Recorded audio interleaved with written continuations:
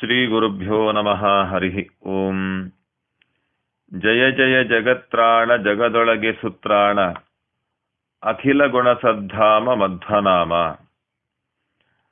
ತರಣಿ ಸುತನನ್ನು ಕಾಯ್ದು ಶರಧಿಯನು ನೆರೆದಾಟಿ ಧರಣಿ ಸುತ ಏಳ ಕಂಡು ಧನುಜರೊಡನೆ ಭರದಿ ರಣವನೆ ಮಾಡಿ ಗೆಲುದು ದಿವ್ಯಾಸ್ತ್ರಗಳ ಉರಹಿ ಲಂಕೆಗೆ ಬಂದ ಹನುಮಂತನು. ಈ ಚರಣದಲ್ಲಿ ಪ್ರಾತಸ್ಮರಣೀಯರಾದ ಶ್ರೀ ಶ್ರೀಪಾದರಾಜರು ಸುಂದರಕಾಂಡದ ಸಂಪೂರ್ಣ ವರ್ಣನೆಯನ್ನು ಅತ್ಯಂತ ಸಂಕ್ಷಿಪ್ತ ರೂಪದಲ್ಲಿ ಸುಂದರವಾಗಿ ವರ್ಣನೆ ಮಾಡಿದ್ದಾರೆ. ಆ ಚಿಂತನೆಯನ್ನು ನಾವು ಶಬ್ದಶಃ ಯಥಾಶಕ್ತಿ ಯಥಾಮತಿಯಾಗಿ ನಮ್ಮ ಸಮಯದ ಶಕ್ತಿಯ ಮಿತಿಯಲ್ಲಿ ಅದನ್ನು ಮಾಡ್ತಾ ಬಂದಿದ್ದೇವೆ ಗುರುಗಳ ಅನುಗ್ರಹದಿಂದ. ಧನುಜರೊಡನೆ ಭರದಿರಣವನೆ ಮಾಡಿ ಎಂಬ ಶಬ್ದಾರ್ಥವನ್ನು ನೋಡಿದ್ದೇವೆ.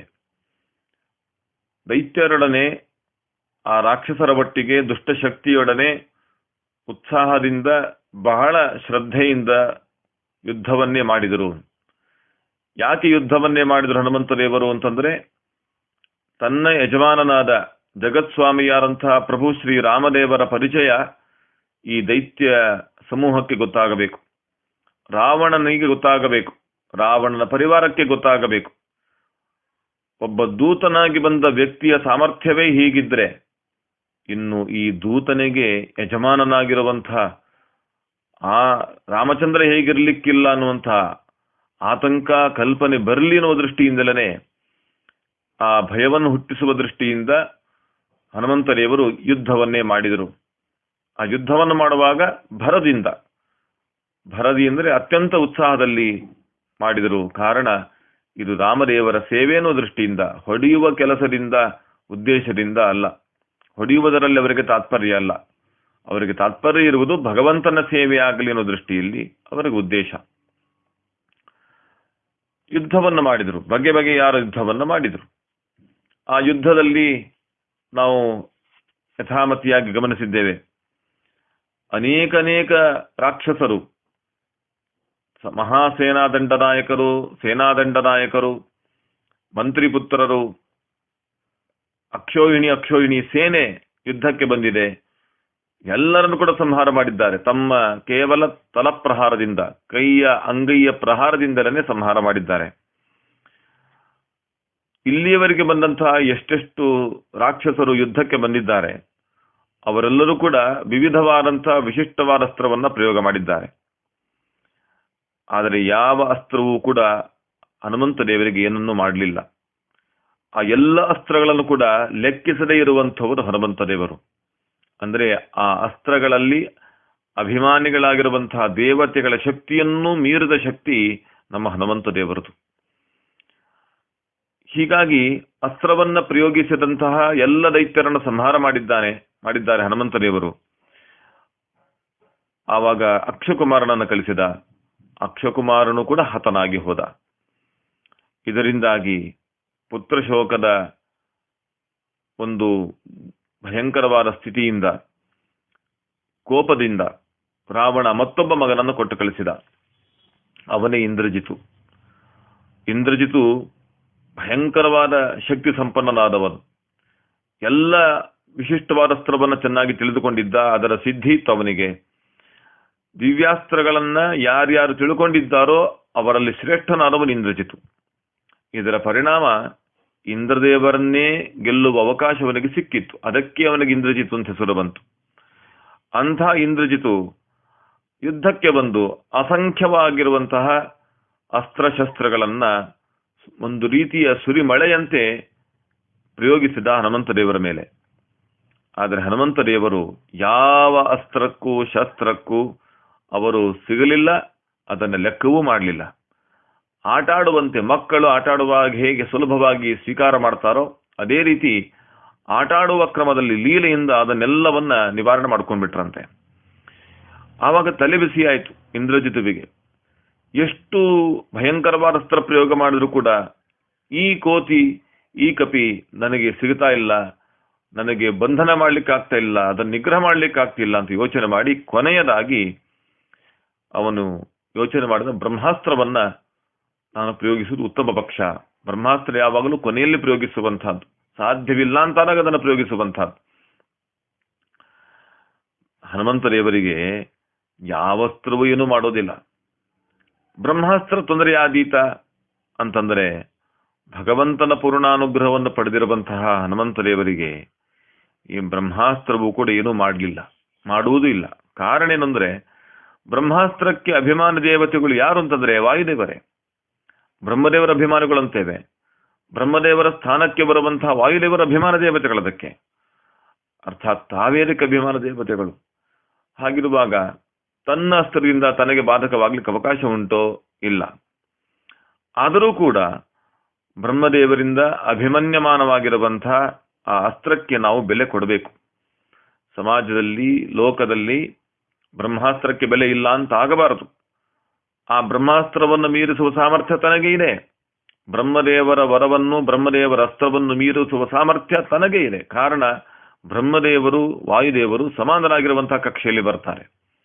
ಹಾಗಾಗಿ ತಾವು ಸಮಾನರಾಗಿದ್ದರೂ ಕೂಡ ಬ್ರಹ್ಮದೇವರನ್ನು ಮೀರಿಸುವ ಸಾಮರ್ಥ್ಯ ಇದ್ದರೂ ಕೂಡ ಏನು ಮಾಡಿದರು? ಅದಕ್ಕೆ ಬೆಲೆ ಕೊಡಬೇಕು. ಸಮಾನನೀಯ ಏವಮೇ ತಥೋತ್ರಮಾನಯಾಮ್ಯಹಂ ಅಂತಾರೆ ಆಚಾರ್ಯರು. ಹನುಮಂತದೇವರು ಚಿಂತನೆ ಮಾಡಿದರಂತೆ, ನಾನು ಹಿಂದೆ ಎಷ್ಟೋ ಬ್ರಹ್ಮದೇವರ ವರಗಳನ್ನು ಮೀರಿದ್ದಿದ್ದೆ. ಅಂದ್ರೆ ಮಯಾವರ ಹೆಲಂಗಿತ ಹೆನೇಕಟ ಸ್ವಯಂಭುವ, ಬ್ರಹ್ಮದೇವರ ವರಗಳನ್ನ ನಾವು ಮೀರಿದ್ದಿದೆ. ಅಂದ್ರೆ ಬ್ರಹ್ಮದೇವರ ವರವನ್ನು ಪಡ್ಕೊಂಡು ಅವಧ್ಯರಾಗಿರುವಂತಹ ದೈತ್ಯರನ್ನ ಸಂಹಾರ ಮಾಡಿದ್ದಿದೆ.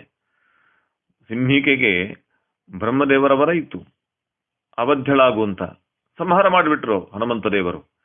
ಹೀಗೆ ಎಷ್ಟೋ ಜನರನ್ನ ಬ್ರಹ್ಮದೇವರ ವರದಿಂದ ಅವಧ್ಯರಾಗಿರುವಂತಹ ದೈತ್ಯರನ್ನು ಸಂಹಾರ ಮಾಡಿದಂತಹ ಹನುಮಂತ ದೇವರಿಗೆ ಬ್ರಹ್ಮದೇವರ ಅಸ್ತ್ರ, ಬ್ರಹ್ಮದೇವರ ವರವನ್ನ ಮೀರಿಸುವ ಸಾಮರ್ಥ್ಯ ಸಹಜವಾಗಿತ್ತು.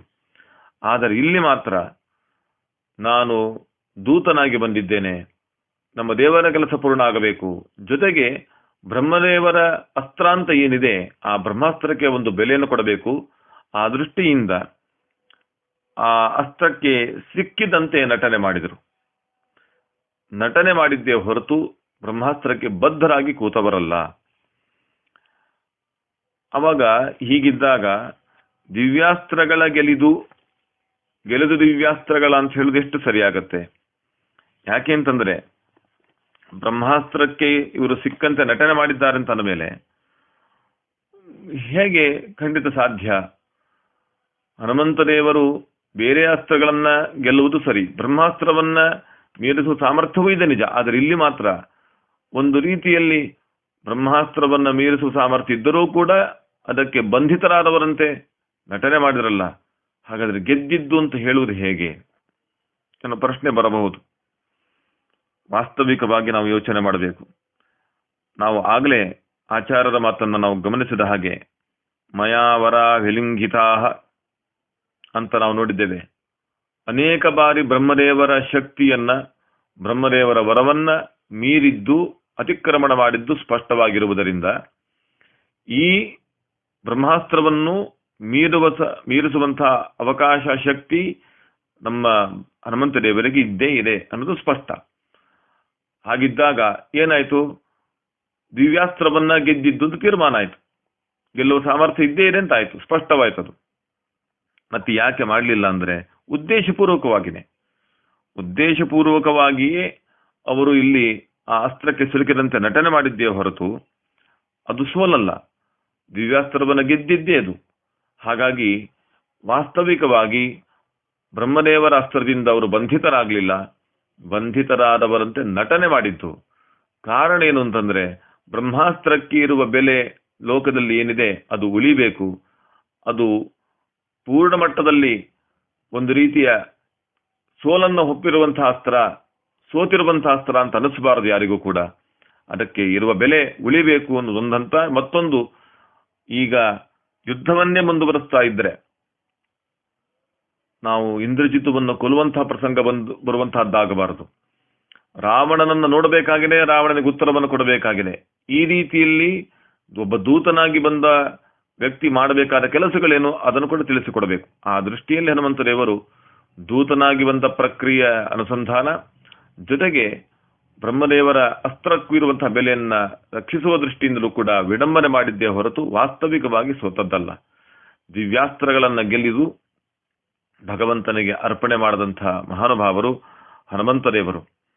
ಇಲ್ಲಿ ನಾವು ಗಮನಿಸಬೇಕಾದದ್ದು, ಬ್ರಹ್ಮಾಸ್ತ್ರ ಪ್ರಯೋಗ ಮಾಡಿದಾಗ ಉಳಿದಂತಹ ರಾಕ್ಷಸರು ಪ್ರಯೋಗ ಮಾಡಿದ್ದಾರೆ ಮತ್ತೆ ತಮ್ಮ ತಮ್ಮ ಅಸ್ತ್ರಗಳನ್ನ. ಅದರ ಪರಿಣಾಮವಾಗಿ ಏನಾಯ್ತು ಅಂದ್ರೆ ಬ್ರಹ್ಮಾಸ್ತ್ರಕ್ಕೆ ಅವಮಾನ ಆಗೋಯ್ತು. ಬ್ರಹ್ಮಾಸ್ತ್ರಕ್ಕೆ ಅವಮಾನ ಆಗಿದ್ದಕ್ಕೆ ಬ್ರಹ್ಮಾಸ್ತ್ರ ತನ್ನ ಲೋಕಕ್ಕೆ ಹೊರಟೋಯ್ತು. ಹೀಗೆ ಬ್ರಹ್ಮಾಸ್ತ್ರವೂ ಕೂಡ ಬ್ರಹ್ಮದೇವರ ಅಭಿಮನ್ಯಮಾನವಾಗಿರುವಂತಹ ಅಸ್ತ್ರವೂ ಕೂಡ ಹನುಮಂತದೇವರು ನೀನು ಮಾಡಲಿಲ್ಲ ಅಂತ ನಾವು ನೋಡ್ತೇವೆ. ಒಟ್ಟಿನಲ್ಲಿ ಹನುಮಂತದೇವರು ಬೇರೆ ಬೇರೆ ಬೇರೆ ದೇವತೆಗಳಿಂದ ಅಭಿಮನ್ಯಮಾನವಾಗಿರುವಂತಹ ಅಸ್ತ್ರಗಳನ್ನು ಮೀರುವುದರ ಮೂಲಕ ಅವರು ಜೀವೋತ್ತಮರು ಅನ್ನೋದು ನಮಗೆ ಸ್ಪಷ್ಟವಾಗತ್ತೆ.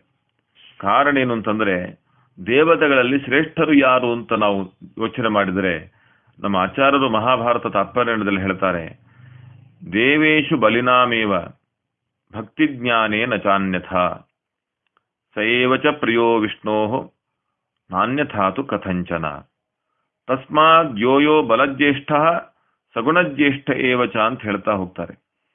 ದೇವತೆಗಳಲ್ಲಿ ಬಲಿಷ್ಠರು ಶ್ರೇಷ್ಠರಾದವರು ಅಂತ ನಾವು ಗಮನಿಸ್ತೇವೆ. ಅದರಲ್ಲಿ ಭಕ್ತಿ ಜ್ಞಾನಗಳೇ ಪ್ರಧಾನವಾಗಿರಬೇಕು. ಬಲಾಢ್ಯತೆನೂ ಒಂದು ಕಾರಣ, ಜೊತೆಗೆ ಭಕ್ತಿ ಜ್ಞಾನಗಳು.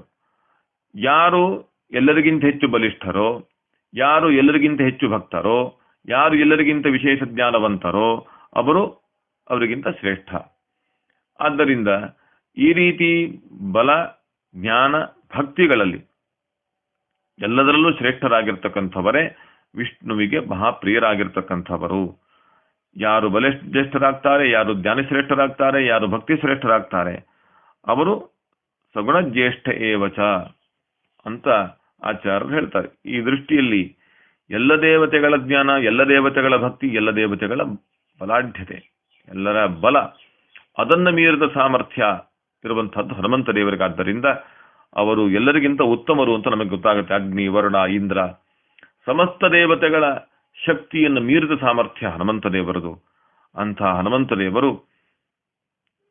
ಬ್ರಹ್ಮದೇವರ ಅಸ್ತ್ರಕ್ಕೆ ಒಳಗಾದವರಂತೆ ವಿಡಂಬನೆ ಮಾಡ್ತಾ, ಯಾಕೆ ರಾವಣನ ಬಳಿಗೆ ಬರಬೇಕಾಗಿದೆ, ರಾವಣನಿಗೆ ಉತ್ತರವನ್ನು ಕೊಡಬೇಕಾಗಿದೆ, ರಾಮದೇವರ ಸರ್ವೋತ್ತಮತ್ವವನ್ನು ಪ್ರತಿಪಾದನೆ ಮಾಡುವಂಥ ಅವಕಾಶವನ್ನ ಅವರು ಉಪಯೋಗಿಸಿಕೊಳ್ತಾ ಇದ್ದಾರೆ. ಆ ದೃಷ್ಟಿಯಲ್ಲಿ ಅವರು ಗೆಲುದ ದಿವ್ಯಾಸ್ತ್ರಗಳ ರಾವಣನ ಆಸ್ಥಾನಕ್ಕೆ ಬರ್ತಿದ್ದಾರೆ. ಆ ನಂತರದಲ್ಲಿ ಊರುಹಿ ಲಂಕೆಗೆ ಬಂದ ಹನುಮಂತನು. ಈ ಶಬ್ದದ ಅರ್ಥ ಚಿಂತನೆ ಮಾಡಬೇಕು. ಇದರ ಮಧ್ಯದಲ್ಲಿ ಅವರು ರಾವಣನ ಹತ್ರ ಬಂದಾಗ ರಾವಣನಿಗೂ ಹನುಮಂತ ದೇವರಿಗೂ ಆದ ಸಂವಾದ ನಂತರದಲ್ಲಿ ಆಗಿರುವ ಘಟನೆ ಈ ಸಮಗ್ರ ಲಂಕಾ ದಹನ, ದುಷ್ಟರ ಮರ್ದನ. ಇದು ಅದ್ಭುತವಾಗಿರುವಂತಹ ಸನ್ನಿವೇಶ. ಆ ಆಚಾರದ ತಾತ್ಪರ್ಯ ನಿರ್ಣಯದಲ್ಲಿ ಆದಂತಹ ಸಂವಾದಗಳ ಚಿಂತನೆ ಏನು ಕೊಟ್ಟಿದ್ದಾರೆ, ರಾವಣ ಮತ್ತು ಹನುಮಂತ ದೇವರಿಗೆ ಆಗಿರುವಂತಹ ಸಂವಾದ, ಅದರ ಹಿಂದಿರುವಂತಹ ತಾತ್ವಿಕ ಚಿಂತನೆಗಳು, ಭಗವಂತನ ಸರ್ವೋತ್ತಮತ್ವ ಪ್ರತಿಪಾದನೆ ಕ್ರಮ ಬಹಳ ಸುಂದರವಾಗಿರುವಂತಹದ್ದೇನಿದೆ ಅದನ್ನು ನಾಳೆ ಚಿಂತನೆ ಮಾಡೋಣ. ಶ್ರೀಕೃಷ್ಣಾರ್ಪಣಮಸ್ತು. ಶ್ರೀಮಧ್ವೇಶ ಅರ್ಪಣಮಸ್ತು.